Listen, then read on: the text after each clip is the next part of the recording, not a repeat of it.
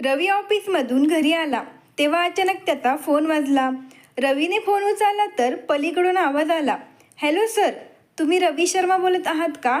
हो, मी रवी शर्माच बोलत आहे. मग ते म्हणाले, मी आशीर्वाद वृद्धाश्रमातून बोलत आहे. आशीर्वाद वृद्धाश्रमाचे नाव ऐकतात रवी लगेच चिंताग्रस्त स्वरात म्हणाला, माझी आई बरी तर आहे ना? तिला काही त्रास तर होत नाही ना? सर, तुमची आई एकदम बरी आहे, पण आम्हाला तुमच्याशी काहीतरी महत्त्वाचं बोलायचं होतं. हो, बोला ना, काय काम होतं? सर, आमच्या वृद्धाश्रमाची जमीन सरकारच्या ताब्यात गेली आहे आणि त्या बदल्यात त्यांच्याकडून आम्हाला दुसरीकडे जागा देण्यात आली आहे. तिथे आम्ही काही महिन्यांपूर्वी नवीन वृद्धाश्रम बांधायचे काम चालू केले आहे. हे काम आता महिन्याभरात पूर्ण होईल. पण सध्या वृद्धाश्रमातील वृद्धांना कोणताही त्रास होऊ नये म्हणून आम्ही तुम्हाला रिक्वेस्ट करतो की जमलेच तर वृद्धाश्रमाचे बांधकाम पूर्ण होईपर्यंत तुमच्या आईला 1 महिन्यासाठी तुमच्याकडे घेऊन जावा. वृद्धाश्रमाचे काम पूर्ण होताच आम्ही लगेच तुम्हाला त्याबद्दल कळवू. यावर रवी म्हणाला, ठीक आहे, मी उद्या सकाळी आईला घ्यायला येईल. असं म्हणत रवीने फोन ठेवला. फोन ठेवताच रवी काहीतरी विचार करू लागला. तेवढ्यात त्याची पत्नी कोमल किचनमधून बाहेर आली आणि म्हणाली, रवी, काय झालं? तू इतका चिंतेत का आहेस? आणि कोणाचा फोन होता? कोमल, वृद्धाश्रमातून फोन आला होता. ते म्हणत होते की दुसरीकडे नवीन वृद्धाश्रम बांधायचे काम चालू आहे, त्यामुळे काही दिवस आईला आपल्याकडे ठेवावे लागेल. यावर कोमल आश्चर्यचकित होऊन म्हणाली, काय? आणि तू हो म्हणालास? मग काय करणार कोमल? यावर कोमल वाकडं तोंड करत म्हणाली, तुला बसल्या बसल्या काही काम नाही का? कशाला त्यांचा फोन रिसीव्ह करायचा? तुझी आई आली म्हणजे आता अजून एक अडचण वाढणार. मग रवी म्हणाला, ज्यावेळी आईला माझी सर्वात जास्त गरज होती तेव्हा मी फक्त तुझ्या जिद्दीमुळे तिला वृद्धाश्रमात सोडलं होतं. तुझ्यामुळेच माझी आई माझ्यापासून दुरावली आहे आणि आता काही दिवस माझ्या आईचे इथे राहणे तुला त्रासदायक वाटत आहे का? मग कोमल रागाने म्हणाली, रवी, आपल्या घरात फक्त 2च खोल्या आहेत. मग आपण त्यांना ॲडजस्ट कसे करणार? आणि आपल्या सोनूच्या पोटात इन्फेक्शन झाल्यामुळे आत्तापर्यंत ऑफिसला माझ्या खूप सुट्ट्या झाल्या आहेत, पण तरीही त्याची तब्येत अजूनही बरी नाही. माहीत नाही त्याचे इन्फेक्शन कधी कमी होईल. आणि आता वरतून तू तुझ्या आईलासुद्धा घेऊन येत आहे. वा, असं म्हणत कोमल तिची नाराजी व्यक्त करत किचनमध्ये निघून गेली. दुसऱ्या दिवशी सकाळी रवी लवकर उठला आणि आंघोळ वगैरे करून वृद्धाश्रमाच्या दिशेने आपल्या आईला घ्यायला गेला. तिकडे वृद्धाश्रमाच्या संचालिकांनी शारदाजींना सांगितले की तुमचा मुलगा तुम्हाला घ्यायला येत आहे आणि तुम्ही महिनाभर तुमच्या मुलाच्या घरी राहणार आहात. त्यानंतर तुमचा मुलगा तुम्हाला पुन्हा आपल्या नवीन वृद्धाश्रमात सोडेल. एवढ्या दिवसांनी मुलाचा चेहरा पाहायला मिळणार. हा विचार करूनच शारदाजींच्या चेहऱ्यावर स्मित हास्य आले. पण पुढच्या क्षणी त्यांना वाईट वाटले की आपला मुलगा त्याच्या इच्छेने घ्यायला येणार नसून आईला घरी घेऊन जाणे ही त्याची मजबुरी आहे. शारदाजी आपले कपडे बॅगेत ठेवायला लागल्या. त्यांनी बेडजवळ त्यांच्या छोट्याशा कुटुंबाचा फोटो ठेवला होता. त्या फोटोमध्ये त्यांचे पती रामप्रसादजी यांनी रवीला आपल्या कडेवर उचलून घेतले होते, तर त्यांच्या शेजारी शारदाजी होत्या. शारदाजी त्या फोटोकडे खूप प्रेमाने पाहू लागल्या. तेव्हा त्यांच्या कानात रवीच्या लहानपणीच्या रडण्याचा आवाज घुमू लागला आणि शारदाजी त्यांच्या भूतकाळात हरवल्या. मग त्यांच्या मुलाच्या बालपणीच्या आठवणी त्यांच्यासमोर जिवंत झाल्या. शारदाजी रामप्रसादजींसोबत गावाकडे राहत होत्या. रामप्रसादजी हे त्यांच्या गावातील एका सरकारी शाळेत शिक्षक होते. तर शारदाजी फार शिकलेल्या नव्हत्या, पण अतिशय हुशार आणि कुशल गृहिणी होत्या. गावातील प्रत्येक व्यक्ती रामप्रसादजी यांना गुरुजी नावानेच हाक मारायचे. गावात रामप्रसादजी यांचे वडिलोपार्जित घर होते. त्यांची घरातली परिस्थिती फार काही चांगली नव्हती, पण घरात कशाची कमतरता नव्हती. जर कमी असेल तर ती म्हणजे मुलाची. लग्नाला 5 वर्षे झाली तरी त्यांना मूलबाळ झाले नव्हते. या 5 वर्षात त्यांनी अनेक मंदिरांना भेट दिली आणि नवसही केले. अखेर देवाने त्यांचे म्हणणे ऐकले आणि त्यांना रवीच्या रूपात मुलगा झाला. शारदाजी आणि रामप्रसादजी यांनी आपल्या मुलाला मोठ्या प्रेमाने वाढवायला सुरुवात केली. रवीचा थोडासा जरी रडण्याचा आवाज ऐकू आला तरी शारदाजी हातातले काम सोडून धावत यायच्या. आपल्या मुलाला पाहून दोघांनाही खूप आनंद व्हायचा आणि शारदाजी विचार करायचे की रामप्रसादजी यांच्या रिटायरमेंटपर्यंत रवी मोठा होईल आणि आपली सेवा करेल आणि ते दोघेही अतिशय आरामदायी जीवन जगतील. रामप्रसादजी यांनी रवीच्या शिक्षणासाठी त्याला कधीच पैशांची कमतरता जाणवू दिली नाही. शालेय शिक्षणानंतर त्याने शहरातून अभियांत्रिकीचे शिक्षण घेतले आणि शिक्षण पूर्ण झाल्यानंतर त्याला एका चांगल्या कंपनीत उच्च पदावर नोकरीसुद्धा मिळाली. यातच त्याची बालपणीची मैत्रीण आणि वर्गमैत्रीण असणारी कोमल आणि त्याच्यात प्रेमसंबंध निर्माण झाले आणि त्या दोघांनी लवकरच लग्न करण्याचा निर्णय घेतला. कोमल एक मॉडर्न आणि सुशिक्षित मुलगी होती. तिचा स्वभाव खूप बिनधास्त होता. तिच्या लहानपणीच तिची आई वारली. तेव्हा तिच्या वडिलांनी तिला शिक्षणासाठी हॉस्टेलला पाठवले. शिक्षण पूर्ण करून ती नोकरी करू लागली. पण या काळात तिला कुटुंब या शब्दाचा अर्थ कधीच कळला नाही.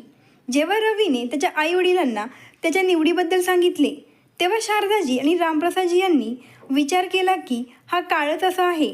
आजकालची मुलं त्यांच्या आवडीनुसार लग्न करतात आणि ते कोमलला लहानपणापासूनच ओळखत होते. कोमल 7वीत असतानाच तिच्या आईचे अल्पशा आजाराने निधन झाले होते. 1ली ते 7वी कोमल आणि रवी एकाच वर्गात होते. पण तिच्या आईच्या निधनानंतर तिच्या बाबांनी तिला हॉस्टेलला टाकले. तिच्या बाबांकडे याशिवाय दुसरा पर्याय नव्हता, कारण ते प्रायव्हेट जॉब करत होते. मग घरात एकट्या मुलीला सोडून ते कामावर कसे जाणार? त्यामुळे त्यांनी पुढील शिक्षणासाठी कोमलला शहरात हॉस्टेलला टाकले. शारदाजी आणि रामप्रसादजीसुद्धा कोमलला आणि तिच्या बाबांना चांगले ओळखत होते, म्हणून त्यांनी आपल्या मुलाच्या सुखासाठी या नात्याला होकार दिला. पण लग्न होताच कोमलने रवीला स्पष्ट सांगितले की माझ्या आयुष्यात कोणीही ढवळाढवळ केलेली मला आवडत नाही आणि मी गावात राहू शकणार नाही. मला शहरातली सवय आहे. कोमलचे स्पष्ट शब्द ऐकून रवीला आश्चर्य वाटले. त्याने तिला समजवण्याचा खूप प्रयत्न केला, पण तिने त्याचे काहीच ऐकले नाही. शेवटी शहरात राहण्याच्या इराद्याने ते दोघेही काही दिवसांनी गुडगावमधील एका कंपनीत नोकरीला लागले आणि आईवडिलांना सोडून मोठ्या शहरात आपल्या नवीन जगात स्थायिक झाले. त्यानंतर कोमल आणि रवी शहरात गेल्यामुळे शारदाजी आणि रामप्रसादजी यांना आपल्या गावातल्या घरात उदास वाटू लागले. रवीच्या लग्नाअगोदर शारदाजींनी विचार केला होता की सून आल्यावर आमची खूप सेवा करेल आणि आमच्यावर खूप प्रेम करेल. परंतु कोमल रवीला शहरात राहायला घेऊन गेल्यामुळे त्यांच्या सर्व इच्छा अपूर्ण राहिल्या. हळूहळू वेळ निघून गेला. आता त्यांचा मुलगा 2 मुलांचा बाप झाला होता आणि रामप्रसादजी हे नोकरीतून सेवानिवृत्त झाले होते. शारदाजी आणि रामप्रसादजी यांचे सतत खूप मन करायचे की त्यांच्या नातवंडांना खूप प्रेम आणि आपुलकी द्यावी. कधीकधी ते आपल्या नातवंडांना भेटायला गेले तर 2-4 तास घालवून परत यायचे. या काळात त्यांचा मुलगा आणि सून त्यांना कधीच असे म्हणले नाही की तुम्ही आमच्यासोबत तिथेच राहावा, पण तरीही ते आपल्या आयुष्यात आनंदी होते. त्या दोघांना एकमेकांची साथ असल्यामुळे त्यांच्या आयुष्याची गाडी कुठली अडचण न येता चालू होती. परंतु देवाला काहीतरी वेगळेच मंजूर होते. मग एके दिवशी रामप्रसादजी बँकेतून आपले पेन्शनचे पैसे घेऊन येत असताना वाटेत त्यांचा रस्ता अपघातात मृत्यू झाला. त्यामुळे त्याच दिवशी शारदाजींचा संसार उद्ध्वस्त झाला. रामप्रसादजींच्या मृत्यूची बातमी ऐकून त्या आतून पूर्णपणे तुटल्या होत्या. वडिलांच्या मृत्यूची बातमी समजतात रवी पत्नी आणि मुलांसह तत्काळ गावी पोहोचला आणि त्याने मुलगा या नात्याने वडिलांचे सर्व विधी पार पाडले. मात्र कोमल 4 दिवसांनी आपली औपचारिकता पूर्ण करून मुलांसह गुडगावला परतली, तर रवी 15 दिवस गावातच राहिला. त्यानंतर त्याने सर्वांना सांगितले की काही दिवसानंतर मी आईला माझ्याकडे शहरात घेऊन जाईल. असे सांगून तो शहरात गुडगावला परतला. मग एके दिवशी शारदाजींच्या शेजारी राहणाऱ्या विमला काकू शारदाजींच्या तब्येतीची विचारपूस करायला त्यांच्या घरी आल्या. तेव्हा शारदाजींनी त्यांना बोलता बोलता सांगितले की 2-3 दिवसानंतर माझा मुलगा मला घ्यायला येईल आणि त्याच्यासोबत शहरात घेऊन जाईल. यावर विमला काकू म्हणाल्या, अहो शारदाताई, जर रवीला तुम्हाला शहरात घेऊन जायचे असते तर तो आधीच घेऊन गेला असता. आता भाऊजींचे निधन होऊन जवळपास 4-5 महिने उलटले आहेत, पण ना रवी तुम्हाला घ्यायला आला ना त्याची बायको. तसे पण बघायला गेले तर आजकालच्या सुनांना सासू सासऱ्यांसोबत राहायला कुठे आवडते? तुम्ही वर्तमानपत्र वगैरे वाचता की नाही? आजकालच्या मुलांना आईवडीलसोबत राहिलेले आवडत नाही.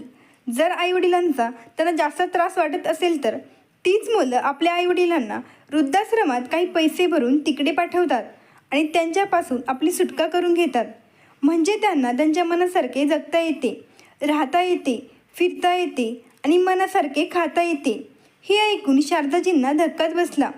पण नंतर त्यांनी आपल्या मनाला समजवले आणि त्या म्हणाल्या, अगं नाही विमला, माझा मुलगा तसा अजिबात नाही.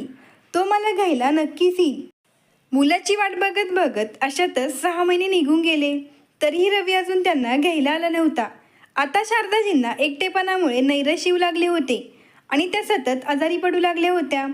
जेव्हा ही गोष्ट रवीला कळली तेव्हा त्याला स्वतःवर नियंत्रण ठेवता आले नाही. पण गावी जाऊन आईला शहरात घेऊन येणार असल्याचे बोलताच कोमलने रवीशी भांडण सुरू केलं आणि स्पष्टपणे म्हणाली, एकतर या घरात तुझ्या आईला ठेव, नाहीतर मला. मजबुरीमुळे रवीला आईची राहण्याची सोय गुडगावमध्ये एका वृद्धाश्रमात करावी लागली, जिथे सर्व सुखसोयी उपलब्ध होत्या. फक्त एकाच गोष्टीची कमी होती, ती म्हणजे आपल्या रक्ताच्या नात्याची. पण तरीही तिथे त्यांची चांगली काळजी घेतली जात होती. त्या वृद्धाश्रमात शारदाजी सकाळी उठून आपल्या वयाच्या लोकांसोबत योगाभ्यास करत असत आणि दिवसा त्यात धार्मिक पुस्तक वाचत असत किंवा बागकामात आपला वेळ घालवत असत. त्यामुळे हळूहळू त्यांची तब्येत सुधारू लागली.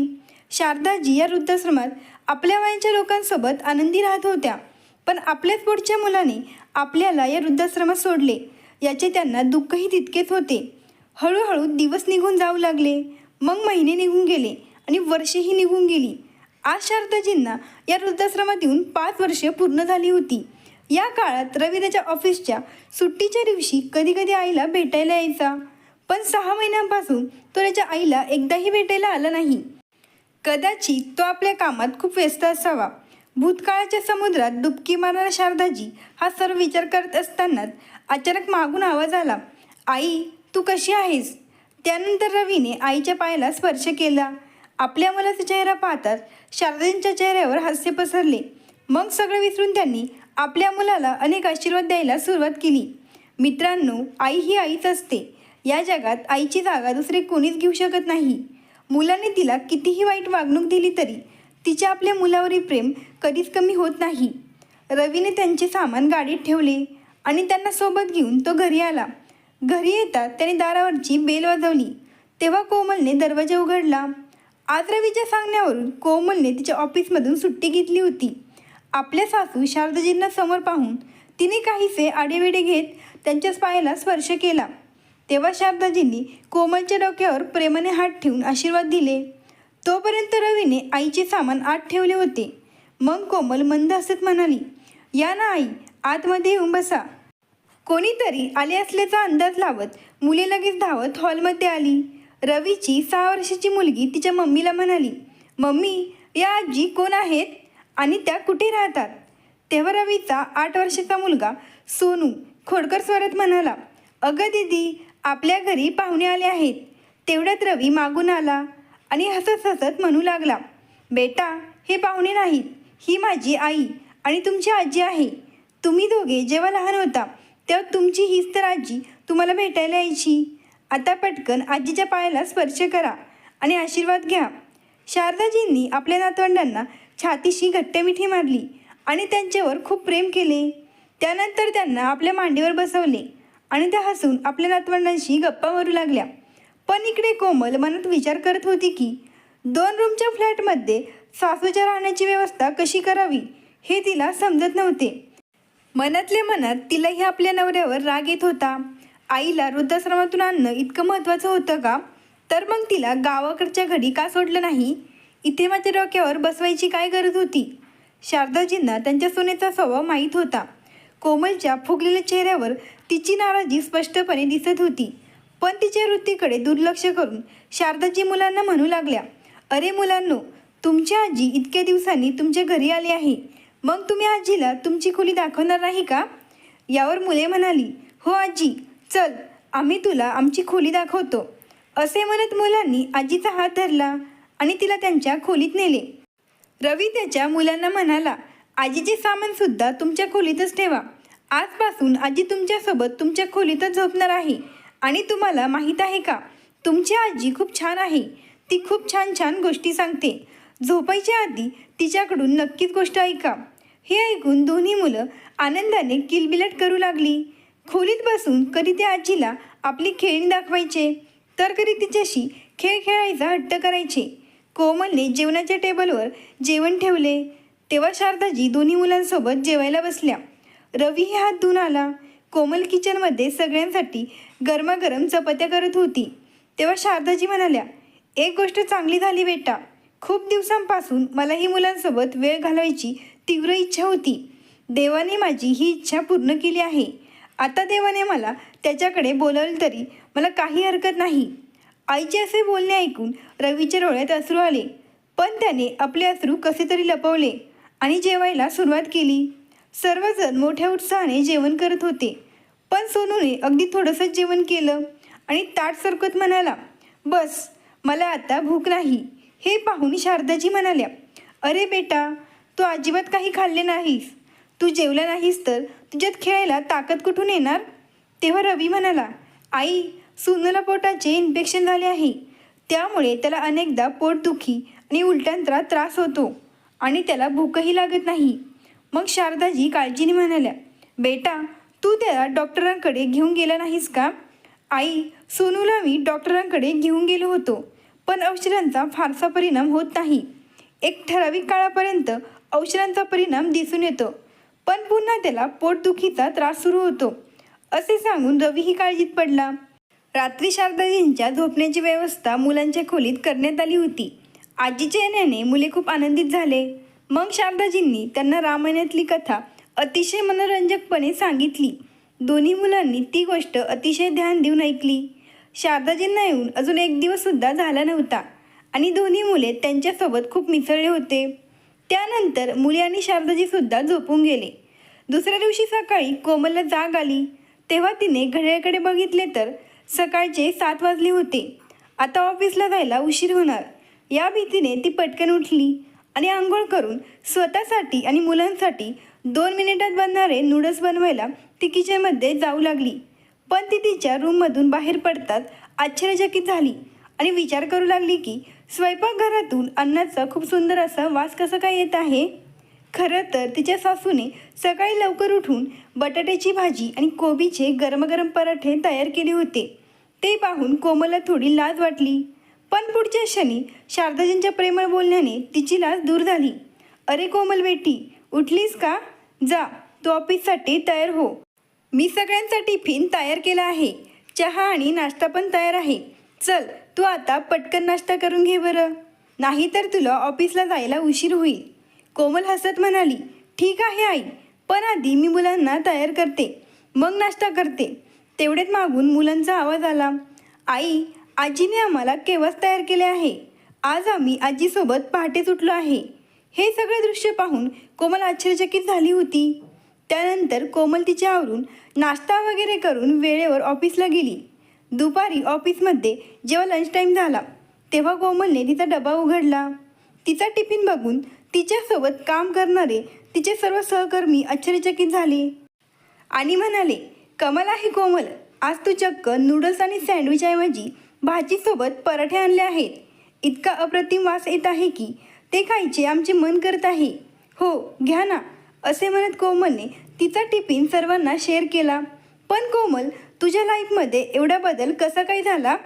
सकाळचं तर तुला स्वयंपाक बनवायलाही वेळ मिळत नाही, मग घरात बाई वगैरे कामाला ठेवली आहेस की काय? यावर कोमल म्हणाली, खरं तर गोष्ट अशी आहे की माझ्या सासूबाई काही दिवसांसाठी आमच्या घरी राहायला आल्या आहेत. त्यांनीच हे सर्व बनवले आहे. कोमल आणि तिच्या सहकाऱ्यांनी गावरान तूप लावलेले पराठे आणि मसालेदार बटाट्याची भाजीचा आस्वाद घेतला. वा कोमल, तुझ्या सासूबाईंना तर मानले पाहिजे, अप्रतिम म्हणत सर्वजण बोटे चाटत राहिले. संध्याकाळी 6 वाजता कोमल आणि रवी घरी परतले. तोपर्यंत मुलंही आली होती. गुड्डी कोमलजवळ येत म्हणाली, मम्मी, आज मला आणि माझ्या मैत्रिणींना आजीच्या हातचे पराठे खूप आवडले. रोज नूडल्स आणि सँडविच खाऊन खाऊन कंटाळा आला होता. मग सोनू म्हणाला, हो मम्मी, आज माझाही टिफिन संपला आणि माझ्या पोटातसुद्धा दुखले नाही. सोनूच्या तब्येतीत सुधारणा पाहून कोमल आणि रवी आनंदी होत म्हणाले, खरंच सोनू, आज तुझ्या पोटात अजिबात दुखले नाही का? होय मम्मी, आज माझ्या पोटात अजिबात दुखले नाही. सोनूच्या डोक्यावरून हात फिरवत शारदाजी म्हणाल्या, आता बघ, तू एकदम ठीक होशील. आपल्या मुलांना आजीचे प्रेम मिळाल्याचे पाहून रवीला खूप आनंद झाला. काही वेळाने शारदाजींच्या लक्षात आले की सोनू आणि गुड्डी दुकानातून आणलेले चिप्स आणि बिस्किट मागत होते. त्यामुळे त्यांनी दुसऱ्या दिवशी घरीच मुलांसाठी देशी तुपापासून गव्हाच्या पिठाची बिस्किटे आणि बटाट्याचे चिप्स व खाऱ्या शंकरपाळ्या तयार केल्या. आजीने बनवलेल्या या स्नॅक्सच्या पुढे आता मुलांना पॅकेटचे पदार्थ बेकार वाटत होते आणि त्यासोबतच त्या दोघांच्या तब्येतीतही सुधारणा होत होती. सासूच्या येण्याने कोमलला आता मुलांची काहीच काळजी राहिली नव्हती. मुलं शाळेतून आल्यावर शारदाजी त्यांची खूप काळजी घ्यायच्या आणि त्यांना गरमागरम जेवण द्यायच्या. आता घरात रेडी टू ईट फूडचे पॅकेट्स येणे बंद झाले होते. सर्वजण आता गरमागरम आणि ताजे घरी बनवलेले पदार्थ खाऊ लागले. जी मुले पूर्वी शाळेतून आल्यावर टी व्ही किंवा मोबाईल बघत बसायची ती आता आजीसोबत वेळ घालू लागले. सकाळी शाळेत जायची गडबड असायची, पण संध्याकाळी दोघेही आजीसोबत सोसायटीत असलेल्या मंदिरात रोज जाऊ लागले. आश्चर्याची गोष्ट म्हणजे कोमल आणि रवीला त्यांच्या सोसायटीत मंदिर आहे हे देखील माहीत नव्हते. पण त्यांच्या मुलांनी आजीसोबत राहून चांगल्या चांगल्या गोष्टी आणि संस्कार शिकले होते. एके रात्री सर्वजण जेवण करून झोपायला आपापल्या खोलीत गेले. काही वेळाने कोमल पाणी प्यायला किचनमध्ये आली तेव्हा मुलांच्या खोलीतून येणाऱ्या काही आवाजांनी तिचे लक्ष वेधून घेतले. तिने पाहिले की शारदाजी तिच्या मुलांना प्रेमाने धार्मिक कथा सांगत होत्या. दोन्ही मुलं आजीच्या भोवती आडवी पडली होती आणि ते दोघे खूप लक्ष देऊन आजीची गोष्ट ऐकत होते. हे अद्भुत दृश्य पाहून कोमल आपल्या सासूवर खूपच प्रभावित झाली. शारदाजी फार शिकलेल्या नव्हत्या, पण त्यांना मराठी भाषेचे चांगले ज्ञान होते आणि रवीलाही हे माहीत होते. रवीने मुलांना हे सांगितल्यावर मुलांना खूप आनंद झाला, कारण कोमलने त्यांना इतर सर्व विषय चांगले शिकवले होते, पण मराठी विषय तिला शिकवता येत नव्हता. मग दोन्ही मुलं आजीजवळ बसून मराठी शिकू लागली आणि आजी त्यांना सगळं छान समजावून सांगायची. शारदाजी आल्यानंतर घर स्वच्छ आणि व्यवस्थित दिसू लागले होते. घरातील प्रत्येक वस्तू नीटनेटकी जागेवर ठेवलेली असायची, तर पूर्वी संपूर्ण घरभर पसारा पडलेला असायचा.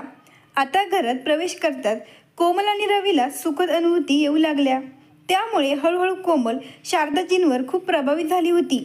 आता तिच्या मनात सासूबाईंबद्दलची जवळीक आणि प्रेमाची भावना वाढू लागली होती. संध्याकाळी कोमल ऑफिसमधून घरी आल्यावर सगळ्यांसाठी चहा बनवायची आणि सगळेजण एकत्र बसून गरमागरम चहाचा आस्वाद घ्यायचे. दिवसभर काम करून आई थकत असतील असा विचार करून कोमल रात्रीचा स्वयंपाक तयार करायची आणि सासूला प्रेमाने बसून खायला घालायची. शारदाजींना मुलाच्या इथे येऊन आता 1 महिना होत आला होता. मग एके दिवशी वृद्धाश्रमातून फोन आला. हॅलो सर, नवीन वृद्धाश्रमाचे काम पूर्ण झाले आहे. आता तुम्ही तुमच्या आईला परत इथे सोडू शकता. हे ऐकून रवीला धक्काच बसला. महिन्याभरातच तो विसरला होता की त्याने आपल्या आईला अगदी कमी कालावधीसाठी इथे आणले आहे, पण आईला पुन्हा वृद्धाश्रमात सोडायला जावे लागेल हे त्याच्या मनात अजिबात नव्हते. भरल्या मनाने त्याने कोमलला त्याच्या आईला वृद्धाश्रमात सोडायला जाण्याचे सांगितले. ते ऐकून कोमलही अस्वस्थ झाली. मग ती म्हणाली, आईलाही इथून जायचे आहे का? तर रवी म्हणाला, नाही, ती असं काही बोलली नाही. तिच्या येण्याने तुला त्रास होतो ना, म्हणूनच मी ठरवले की उद्याच आईला वृद्धाश्रमात सोडून यावे. हे ऐकून कोमल डोळे विस्फारून रवीकडे पाहू लागली. पण यावर रवीला कोमलला काही न बोललेलेच बरे वाटले आणि तो शांतपणे झोपी गेला. कोमलच्या डोळ्यात झोप नव्हती. ती बराच वेळ विचार करत बसली होती. दुसऱ्या दिवशी कोमलने ऑफिसमधून लवकर सुट्टी घेऊन घरी आली. तिला तिची तब्येत बरी वाटत नव्हती, म्हणून ती तिच्या खोलीत गेली आणि बेडवर पडली. तिला असे व्यथित अवस्थेत पाहून शारदाजी तिच्या खोलीत आल्या. मग त्यांनी कोमलच्या कपाळावर हात ठेवून पाहिले तर तिला ताप आला होता. ते पाहून शारदाजी कोमलला म्हणाल्या, कोमल बेटी, तुला खूप ताप आला आहे. थांब, मी तुझ्यासाठी गोळी वगैरे घेऊन येते.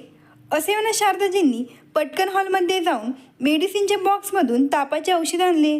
औषध दिल्यानंतर त्यांनी तिच्या कपाळावर थंड पाण्याच्या पट्ट्या ठेवण्यास सुरुवात केली. काही वेळाने शारदाजींनी तुळशीची पाने आणि आले घालून कोमलसाठी चहा तयार केला.